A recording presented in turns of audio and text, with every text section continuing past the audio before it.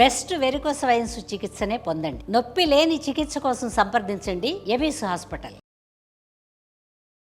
నమస్తే రమగారు. నమస్తే జయ. రమగారు, కొంతమంది చెప్తూ ఉంటారు, మేము ఎంత కష్టపడినా ఇబ్బందులు పడుతూనే ఉన్నాము, ఎప్పుడు అవమానాలు, ఇబ్బందులు, డబ్బు నిలవకపోవడం, ఇది మాత్రం ఎక్కువగా వింటాం.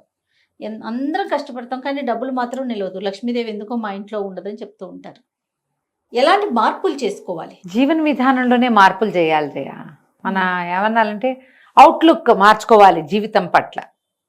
మనకు ఒక ఐడియా ఉంటుంది. ఇప్పుడు సింపుల్గా ఓ 10,000 సంపాదన అనుకో, ఎవరైనా ఎంత చిన్నదా 10,000 వస్తుంది వాళ్ళకి.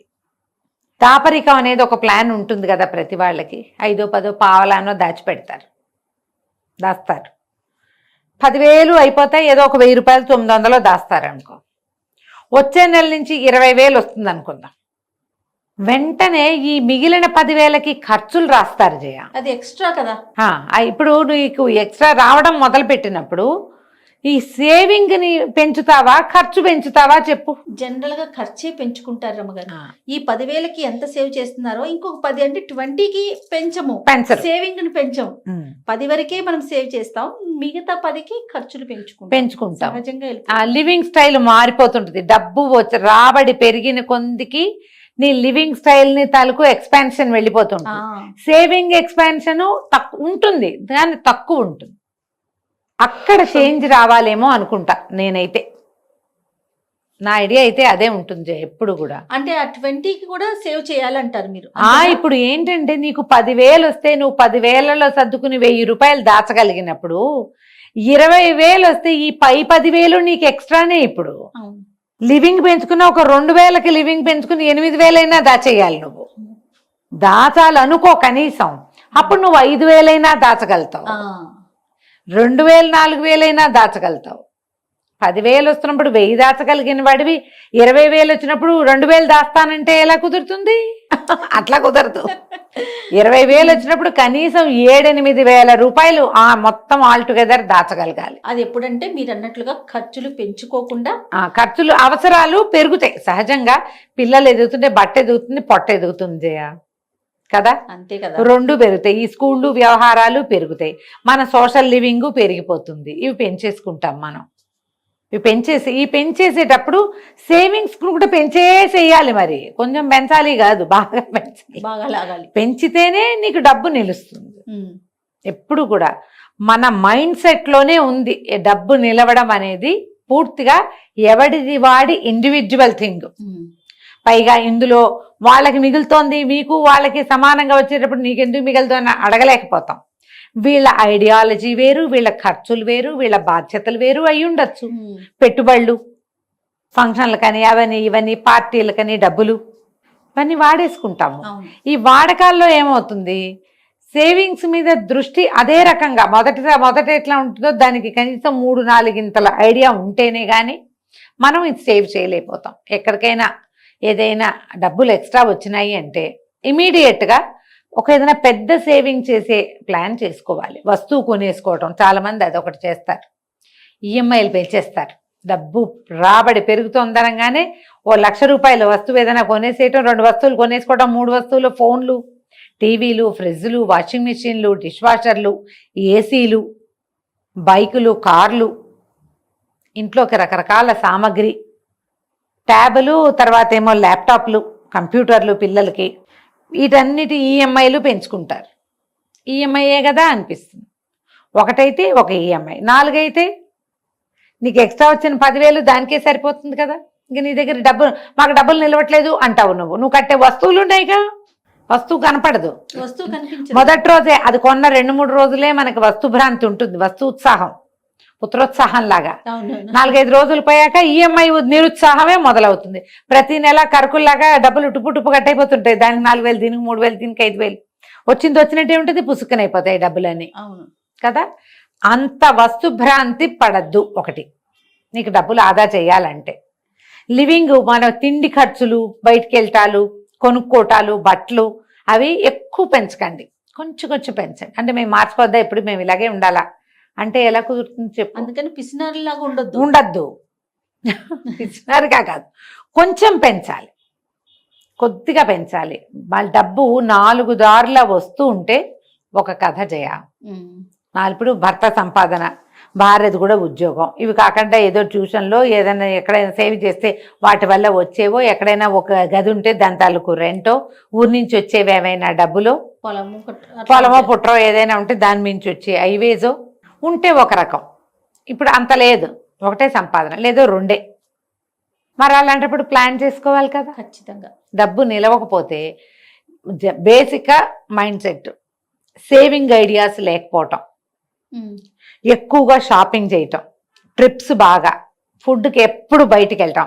మీరు ఒకటి గమనించండి, అంటే ఇది మనం ఇదివరకు చాలాసార్లు దీని మీద చర్చించాం, మళ్ళీ ఇంకొకసారి అదే మాట గుర్తు చేస్తున్నాను అంతే. ఈ సందర్భంలో మీకు కావాల్సినవి మొత్తం లిస్ట్ రాసుకుని అన్ని సరుకులు ఒకేసారి రైతు బజార్ లాంటి చోట ఎక్కడైనా ఒక పచారీ కొట్టుకెళ్ళి తెచ్చుకోండి.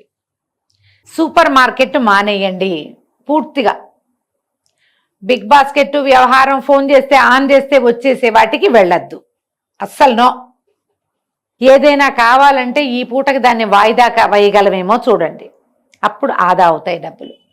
ఇవాళ పని గడిచిపోతే రేపు దాని అవసరం రాకపోవచ్చు. మనం బజార్ వెళ్ళే కొనుక్కుంటే వాడికి ఇచ్చే ఏమంటారు ఛార్జెస్ తగ్గిపోతాయి, దాని మీద ఉన్న ప్రైస్ తగ్గిపోతుంది. రీటైల్ ఛార్జెస్ కొంచెం తక్కువగా ఉంటే మనం హోల్సేల్ షాపుల్లో, చిన్న షాపుల్లో కొనుక్కుంటే లిస్ట్ ప్రకారం నెలకొక్కసారి లిస్ట్ రాసి, కావాలంటే ఒక 6 నెలలు ట్రై చేసి చూడండి మీరు. ఇది నా స్వానుభవం కూడా చేయ. ఈ జెప్టోలు ఇంకా వచ్చినాయి కదా, బోలెడన్ని యాప్లు, 10 నిమిషాల్లో మన ముందు ఉంటుంది వస్తువు, ఏ వస్తువైనా. దీంతో డబ్బు ఎట్లా అయిపోతుందో తెలీదు. లిస్ట్ రాసి సరుకులు తెచ్చుకుంటే, లిస్ట్ ప్రకారమే మనం నెలంతా వాడుకుంటే, ఎప్పుడో అత్యవసరమైతే పిల్లలో మీరు ఎవరో ఒకళ్ళు అలా వెళ్ళి తెచ్చుకోండి, తప్పదు. అప్పుడు మీకు డిఫరెన్స్ వస్తుంది, డబ్బులు కనపడతాయి, నిలబడతాయి. ఇవన్నీ కూడా మనం చేయాల్సిన పని. ఆర్డర్లు ఇవ్వడాలు, ఫుడ్ ఆర్డర్స్ అవి కూడా తగ్గించుకోవాలి. అసలు చెప్పద్దు ఇక, దానికి ఎంత ఖర్చు.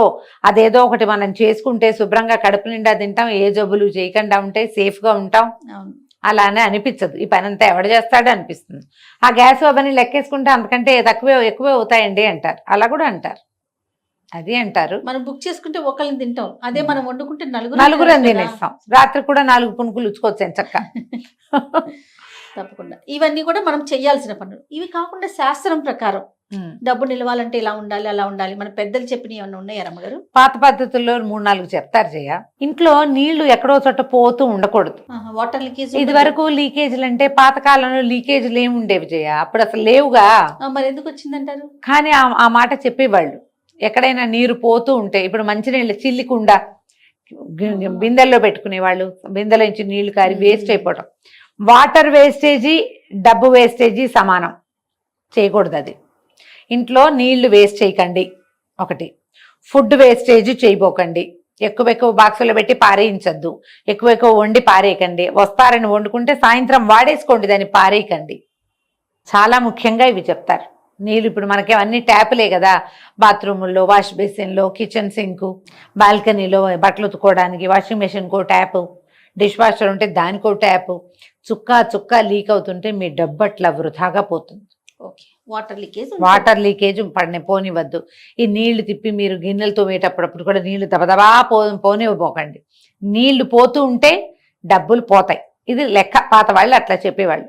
ఒకటి. రెండోది, చీకటి పడ్డాక కొన్ని వస్తువులు ఎవరికి ఇవ్వకూడదు అలా అనేవాళ్ళు. నేను నమ్మని చేయదాన్ని, అప్పుడు పద్ధతి అది అని చెప్పేవాళ్ళు. కానీ ఇప్పుడు అలా అని నేను అనుకోను. పెరుగు ఇవ్వకూడదు సాయంకాలం, తోడుకి ఇవ్వకూడదు చీకటి పడ్డాక ఇల్లు ఉడవకూడదు, లక్ష్మీదేవి వెళ్ళిపోతుంది, ఇలాంటివి చెప్పేవాళ్ళు. మీకు నమ్మకాలు ఉంటే పాటించండి, నాకైతే లేదు నమ్మకం. వాస్తు దోషాలు ఉన్నాయండి. వాస్తు దోషాలు కూడా, నైరుతిలో అక్కడ ఓపెన్గా ఉండటం, నైరుతి క్లోజ్ లేకుండా ఓపెన్గా ఉండటం వల్ల డబ్బులు పోతాయి. ఈశాన్యంలో బరువు ఎక్కువైతే డబ్బులు పోతాయి, డబ్బు తగ్గిపోతుంది, అంటే వృధాగా పోతూ ఉంటుంది అనమాట. ఈశాన్యంలో బరువు పెట్టకూడదు, నైరుతి ఓపెన్గా ఉంచకూడదు. బీరువాలో అవి ఏమైనా ఉండి ఇనుప వస్తువులు, అది బీరువా నైరుతిలోనే పెట్టుకోవాలి. తర్వాత ఏమో ఇంకా ఏమంటారు, ఆకుపచ్చటి మొక్కలు అవి ఏమైనా కనపడుతూ ఉండాలి. తులసి అలాంటివి ఆ మొక్కల్ని చక్కగా కాపాడుకోవాలి. తులసికి ఏదైనా అయిందంటే డబ్బులు ఉండవు, అది చెప్పేవాళ్ళు. అదేలేండి, అన్ని పాత విధానాలే అనుకోండి, మీ ఇష్టం. ఎవరైనా అడిగితే లేదనకుండా ఎంతో కొంత కొంచెమైనా దానం చేయాలి. ఆ, ఊరగాయలు పచ్చళ్ళు అలాంటివి కూడా రాత్రిళ్ళు కాదు పగళ్ళే. ఇవ్వాలి. ఏదైనా అడిగితే లేదనకుండా అంత ఇవ్వకపోతే ఎంత ఇవ్వండి. తర్వాత ఎప్పుడు పడితే అప్పుడు ఎదురింటికి పక్కింటికి అప్పుకి వెళ్ళకూడదు.